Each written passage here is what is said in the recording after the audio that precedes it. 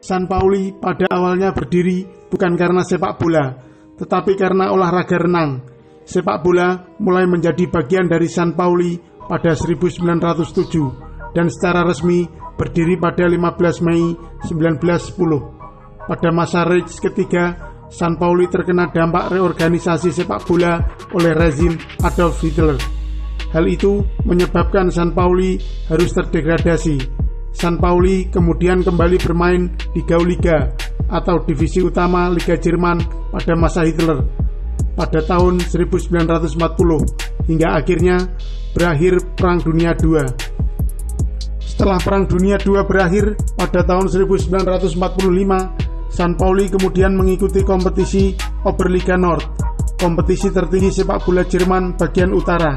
Pada tahun 1963, San Pauli mendapatkan promosi ke Bundesliga, tapi pada tahun 1974, San Pauli terdegradasi yang kedua kali dari Bundesliga hingga hari ini. San Pauli merupakan sebuah daerah yang menjadi bagian dari kota Hamburg, Jerman. Kebanyakan dihuni oleh orang-orang dari kalangan kelas menengah ke bawah, seperti buruh, nelayan kecil, mahasiswa, pelajar, pengangguran, hingga pekerja seks komersial. Semua komposisi masyarakat dari kalangan menengah bawah bisa ditemui di bagian San Pauli, sisi lain dari kota Hamburg yang termasyhur dengan pelabuhan besarnya. Supporter San Pauli juga memiliki fanatisme ideologis yang sangat kuat.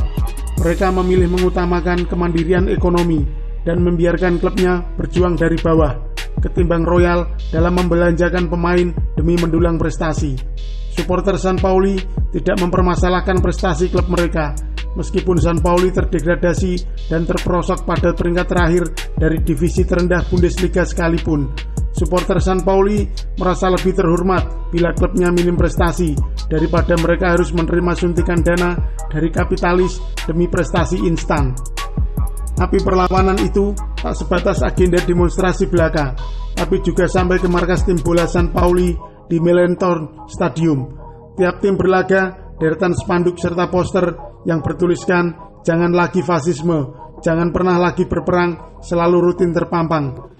Tak hanya itu, para pendukung yang terdiri dari beragam latar belakang, mulai dari imigran, pelajar, punk, dan lain-lain, turut membuat fanzine bertajuk Millentorm Roar yang isinya menolak fasisme, kapitalisme, serta rasisme. Penolakan diwujudkan pula dengan menciptakan simbol baru untuk San Pauli, gambar tengkorak dengan sepasang tulang bersilang yang punya arti perlawanan orang miskin kepada mereka yang kaya. Sebagai klub dengan basis supporter yang idealis dengan ideologi kiri ekstrim, San Pauli memposisikan diri sebagai musuh dari sepak bola modern, sepak bola yang menghendaki perubahan instan dengan suntikan dana dari investor asing ataupun investor kapitalis dalam negeri sendiri.